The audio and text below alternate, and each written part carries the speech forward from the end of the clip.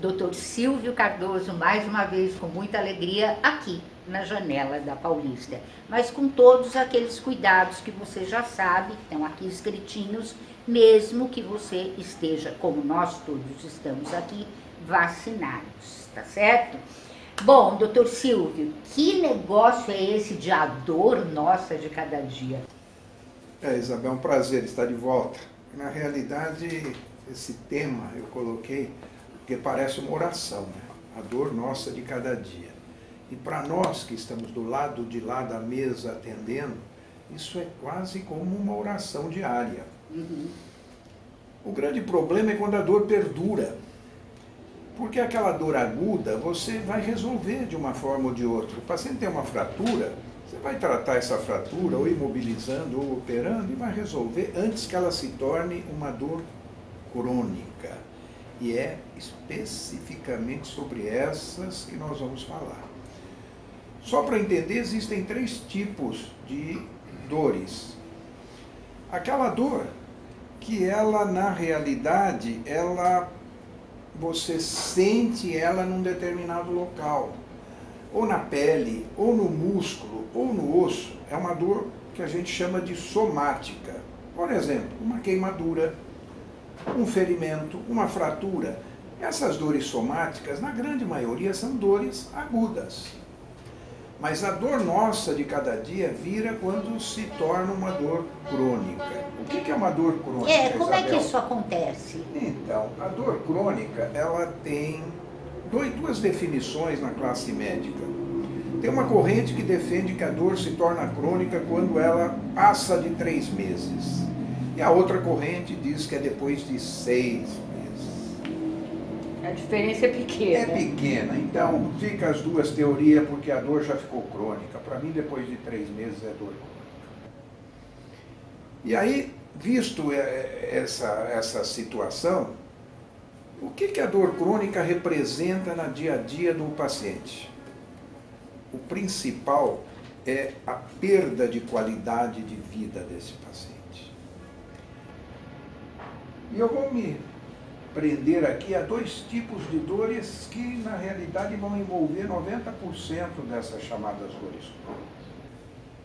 A primeira delas é a chamada doença autoimune. Existem pelo menos 50 tipos de doença autoimune. E o que significa uma doença autoimune? A imunidade do nosso corpo, ela advém de produção de glóbulos brancos da medula, que são, então, que formam o nosso exército de soldados contra os invasores. Hoje em dia é muito em moda na Covid. Nós precisamos de soldados para defender aquele agressor, aquele vírus. Então nós temos uma imunidade natural. Na doença autoimune não se sabe o porquê, esse é o grande problema. Esses soldados, eles mudam totalmente a sua função. O sistema imunológico nosso passa a atacar células boas de nossos órgãos, de nossos tecidos. E isso causa transtornos sérios. Eu separei dessas 50, 5, para falar alguma coisa e que é muito bem entendido. Você vai conhecer as 5 com facilidade. A primeira é a chamada artrite reumatoide. A artrite reumatoide é uma doença autoimune, sim. Ela é cuidada por um reumatologista e ela tem hoje em dia já alguns exames específicos laboratoriais que podem fazer o diagnóstico, assim como exames de imagem ajuda. Diferente da grande maioria das autoimunes, que a gente não tem um exame específico para definir. Vai definindo pelos sintomas clínicos, pela experiência do médico que está atendendo.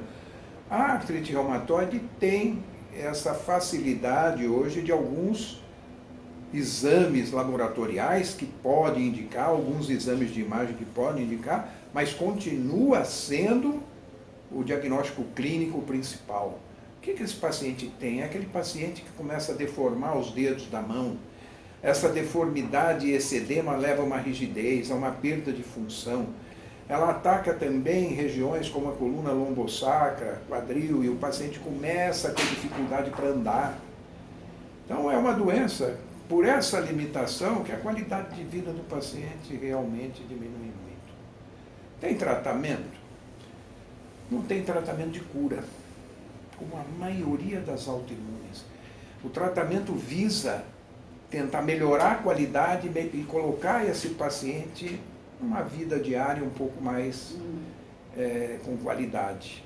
E os tratamentos são anti-inflamatórios e principalmente hoje os chamados imunobiológicos. Os imunobiológicos são substâncias advindas de animal ou de seres humanos que formam uma proteína, uma imunoglobulina que injetado vão naqueles soldadinhos que estão meio perdidos na sua função e reduzem essa força deles contra as células normais.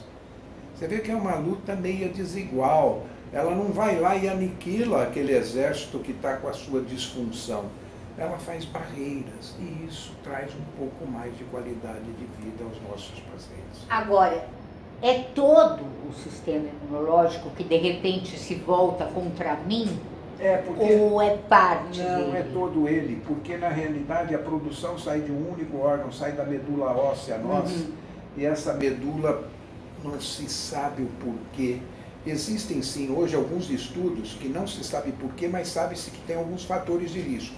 Genética, uma história pregressa, familiar, estresse, que está colocado muito fortemente como um fator que faz com que o nosso sistema fique meio zangado, ansiedade, depressão, exposição, uso de medicamentos, alguns por tempo muito prolongados, exposição a vírus, toxinas e bactérias ainda que fazem transformação nesse sistema. Então, realmente, ainda é muito confuso, mas é todo ele, não é uma parte, é todo ele. Você vê na artrite reumatoide, ele se volta especificamente contra articulações. Ele não vai em outros órgãos. Você vai ver outras que eu vou falar que vão para outros locais. Por que isso? Sabemos.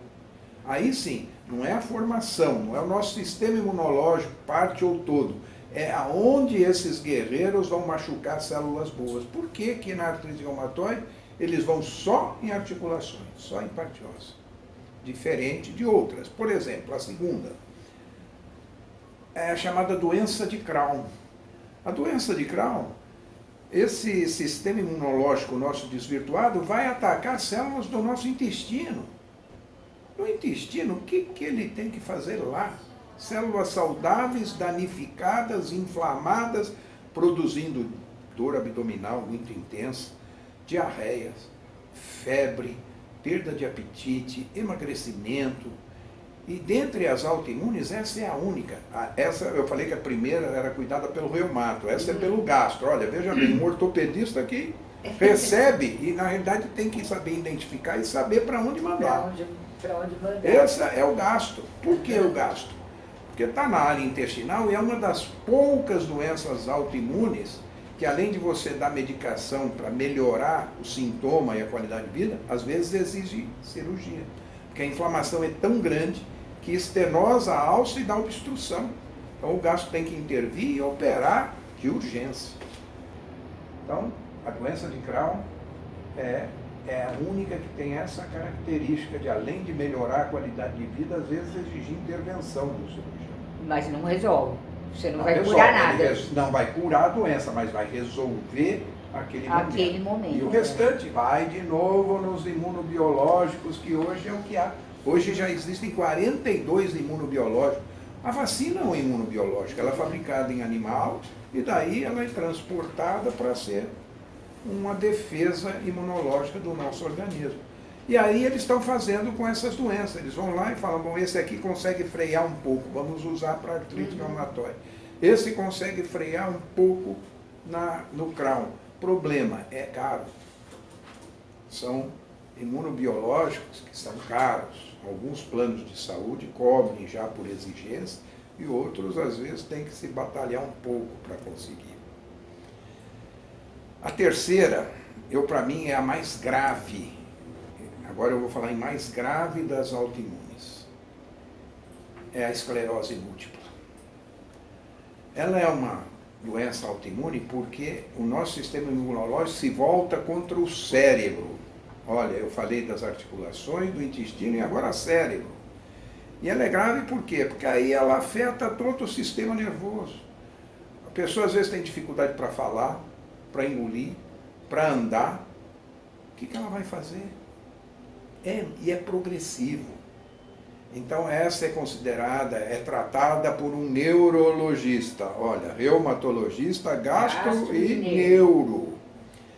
E o neuro tem que usar as armas que ele tem para poder tentar equilibrar um pouco mais esse paciente.